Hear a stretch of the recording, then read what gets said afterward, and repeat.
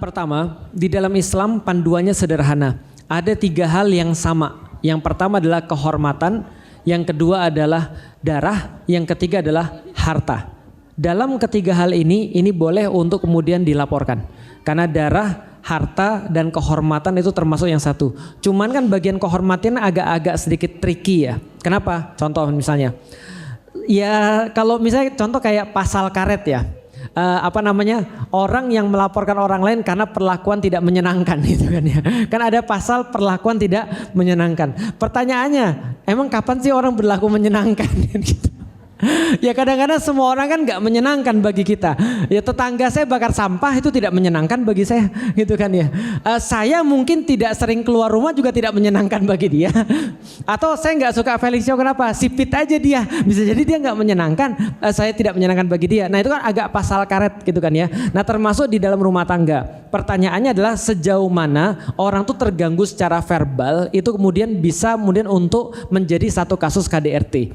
Sebenarnya dalam kasus-kasus itu di dalam Islam ada namanya yasubbu, artinya adalah melaknat. Melaknat dalam arti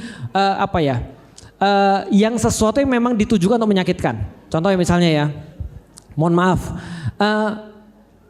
ini ya laki-laki ya, balik lagi laki-laki yang sudah latihan ngomong kotor atau latihan bukan misuh sih, karena kalau misuh masih ada. Jadi gini, misuh itu dalam tradisi Jawa itu masih ada pembenaran.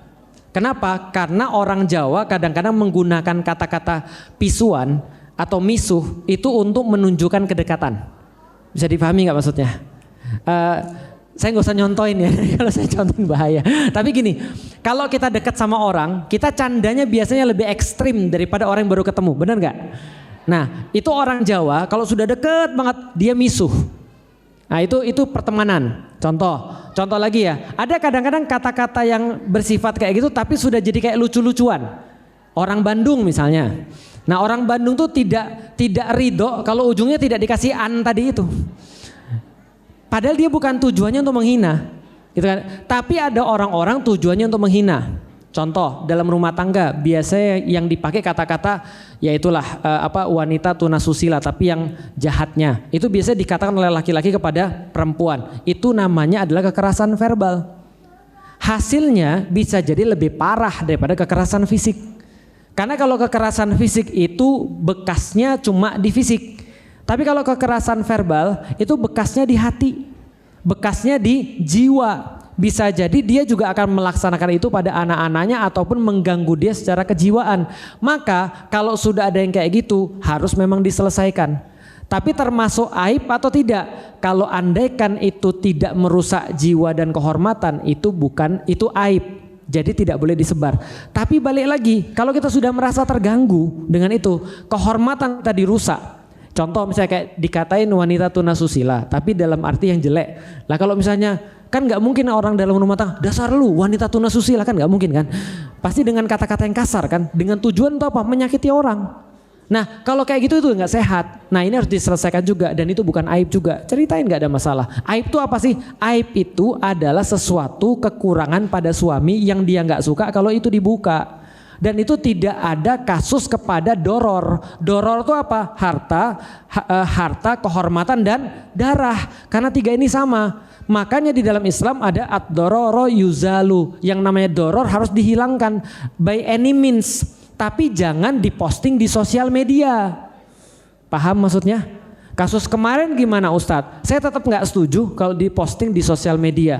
Tapi saya setuju itu harus dibuka dan diselesaikan. Paham? Kalau sudah dibuka dan diselesaikan nggak bisa selesai, postinglah sosial media. Kalau memang nggak bisa. Tapi kalau memang masih ada ayah, kasih tahu ayahnya. Kasih tahu tetangganya, siapa yang bisa nyelesain itu dalam waktu dekat. Contoh ya, kalau kita punya tetangga, misalnya di satu RT misalnya, kita punya tetangga, ada kasus gedebuk dalam rumah tangga, apa yang kita lakukan? Jangan biarin aja, itu kasus rumah tangga. Kayak gitu, ada yang mati gimana? Paham maksudnya? Maka sudah menjadi sebuah kesepakatan dari publik. Dan itu hukum agama juga. Ada kasus doror, ada kasus yang mengancam jiwa, itu kita boleh intervensi. Kita boleh kemudian tuh datang ke sana, ambil istrinya, pisahin dulu. Intinya ya sama kayak ngeliat orang berantem lah. Kalau berantemnya antar penjahat biarin aja.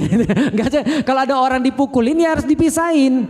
Itu sederhana, nggak usah kasus KDRT. Nah artinya apa? Ketika orang itu misalnya bisa mengintervensi, berarti itu bukan aib.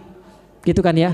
Contoh misalnya, kalau ada orang misalnya ada seorang laki-laki suami menghina istri di jalan, kita ikut-ikutan atau kita diemin aja? Ya tadi dibilangin dasar wanita tuna susila segala macam, dimaki-maki kayak gitu. Orang normal kira-kira gimana? Gak boleh. Kita intervensi kan? Karena itu sudah berkaitan dengan doror tadi itu tadi masalah kehormatan, nyawa atau darah sama harta. Nah itu kalau dalam itu bukan aib. Tapi kalau yang lain-lain, misal, mohon maaf ya, suaminya ketahuan nonton film porno, itu aib. Nah, ini kan kasus yang kemarin itu, ya kan ya, itu aib, ya kan ya. Apalagi misalnya suaminya nggak sholat subuh, itu aib, gitu kan ya. Apalagi misalnya suaminya nggak pinter matematik, itu jelas aib. Ya dan segala macam lah ya. Yang nggak berkaitan dengan darah, kehormatan sama harta. Tapi kalau berkaitan nanti ini selesaikan, lapor. Lapor ke siapa? Jangan sekali lagi jangan ke sosial media karena saya nggak mau pola ini terjadi. Baru ada masalah dikit lapor ke sosial media. Kalau benar, kalau nggak benar, saya mengalami kekerasan dalam rumah tangga. Kenapa? Suruh bawa galon ke atas. Itu bukan kekerasan dalam rumah tangga. Dan khawatir saya kalau semua masalah verbal dibawa kepada kekerasan dalam rumah tangga, nanti juga terlalu banyak kasus rumah tangga yang awalnya nggak kasus jadi kasus. Tanya sama Ummu Alila, tersinggungan nggak dengan kata-kata saya? Jawabannya pasti iya.